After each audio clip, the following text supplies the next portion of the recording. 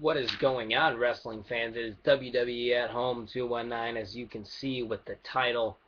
This is my TNA Impact review, my first ever Impact review, as I have been started to watch TNA about 2 months ago, so I'm not really good with the names and everything, and I don't really know the past of TNA, as I just wanted to expand my wrestling loyalty to another brand as well. As of course WWE comes first, but hey, I might as well watch some more wrestling because I am a wrestling fan nonetheless. So let's get into this TNA Impact review from May 23rd, 2013, as Slammiversary is a couple weeks away. Hogan would first come out to kick off Impact Live, and then Sting would come out, and basically both these men would say it was their fault that Bully Ray is the World Heavyweight Champion.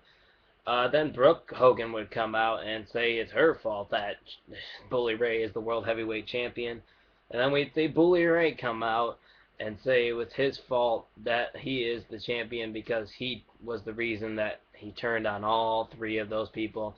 And he would say that Hogan does not know how to run TNA and that Aces and Eights runs TNA.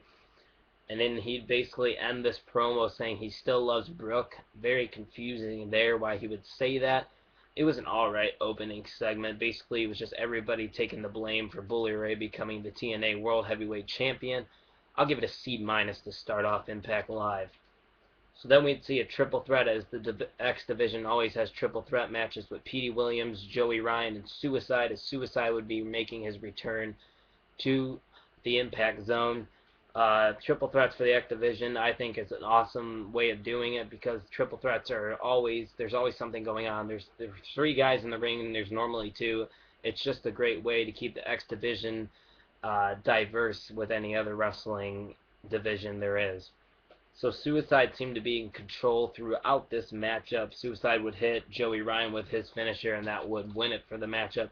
It was a pretty cool matchup to watch. Like I said, triple threats are awesome. And now Suicide gets a shot with Chris Sabin and to take on Kenny King for that X Division title at Slammiversary. This matchup with Petey Williams, Joey Ryan, Suicide was pretty good. I'll give it a B-. So then it would be a gut check matchup, as we would see Sam Shaw take on Alex Silva, and we would actually not see Silva show up, as Aces and Eights would come out, and Wes Briscoe would say that he took out Silva in the back, so you're welcome, Shaw. Then we'd see Magnus come out to save Shaw because the Aces and Eights would start to attack Shaw, and Magnus would call out Wes Briscoe for a fight tonight, and that would end up happening, and then we'd see Magnus take on Wes Briscoe.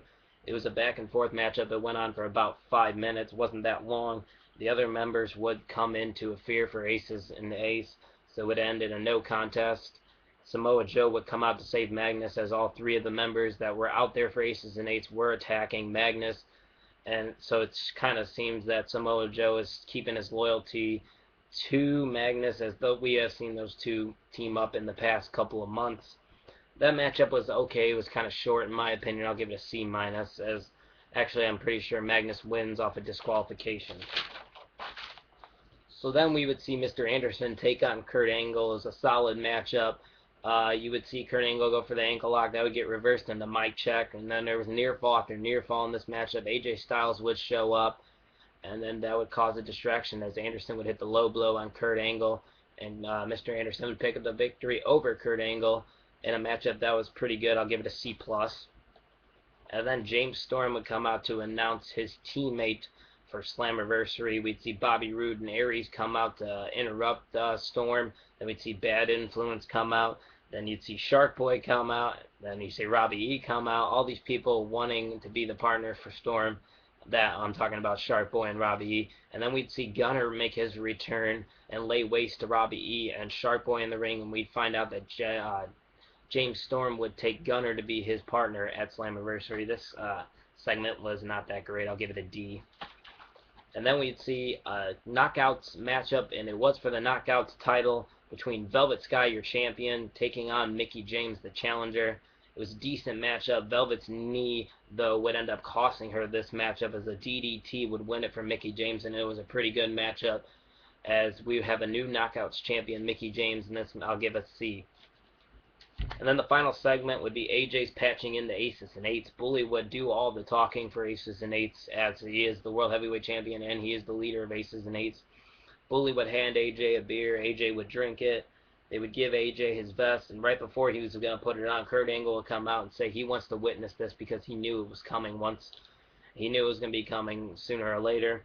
AJ would act like he was going to... Actually, he would put the vest on. Sorry about that. And then they would all start to attack Kurt Angle, and then Bully Ray says, use this hammer to show your loyalty, and hit Kurt Angle with it. He would hit Kurt Angle with that hammer, but then he would start swinging away at Aces and Eights members, as it shows that AJ Styles always rides alone. It kind of reminds me of Randy Orton in the WWE, as he's never going to really be in a team or a stable. He's always going to be on his own, and that's the way he likes it. So the ending segment was pretty, it was a very good twist to see that he would attack Aces and Eights. I wasn't expecting that. I thought he was just going to join Aces and Eights, but we would see AJ Styles just stays on his own. The final segment, I'll give a B-. TNA Impact. Overall, this episode was pretty solid. I'll give it a C. Much better than the past couple weeks we've seen on WWE Raw. So that's my TNA Impact review, my first ever. Tell me how I did down below, and tell me what you thought about Impact Live down below. Like and subscribe to my channel. Follow me on Twitter at Let's Talk _WWE. And take it easy.